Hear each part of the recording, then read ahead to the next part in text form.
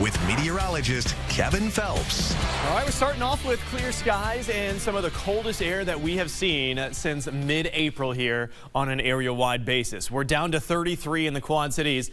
The sun doesn't come up until about 7:23, so we have maybe about another 2.5 to 3 hours to cool off and maybe another degree or two, which would bring us our first freeze of the season. And I think that could happen as dew points are in the upper 20s. That gives us a little bit of wiggle room to kind of cool things off here a tiny bit more. Speaking of a hard freeze, 28 in Clinton, Maquoketa, that effectively ends the growing season there. That should be enough to kill all the bugs as well, which is kind of nice. 36 in Kewaunee, 37 as you head out in Burlington. Now with high pressure settling in, this is going to give us our light north winds today. And because these are lighter than the last 2 days and all the sunshine, it should make it more effective at warming things up. I think we're going to get to the mid and upper 50s here this afternoon. I think models kind of underdoing the quote-unquote warmth. We got to the upper 50s yesterday afternoon with that sunshine. We're still considered very dry, so it's pretty effective at warming things up. So I think we'll get closer to maybe 60 once you're along and south of Interstate 80 here today. Here you go again tonight. Under these clear skies, we're going to have no problem cooling to the 20s and 30s. So if you don't get your freeze here today, you'll have a better chance getting it here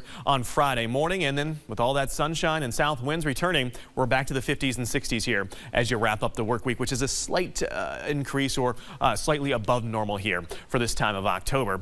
We also have one of the final weeks of the high school football season. Our spotlight game of the week, Davenport North traveling to take on North Scott. We're going to be in the low 50s for pregame warm-ups, upper 50s upper 40s, I should say, by kickoff. So kind of your typical temperatures here for a late season football game. And then here you go again on Saturday, an increase in clouds. We're going to start off in the 30s and 40s, but I think all that rain kind of evaporates. So we're dry here across the area. So if you're heading to Kinnick, 60 degrees at kickoff as Minnesota's coming to town. Upper 50s throughout. There's going to be a lot of cloud cover. Similar forecast out in Ames as we have the number 11 ranked undefeated BYU Cougars coming in.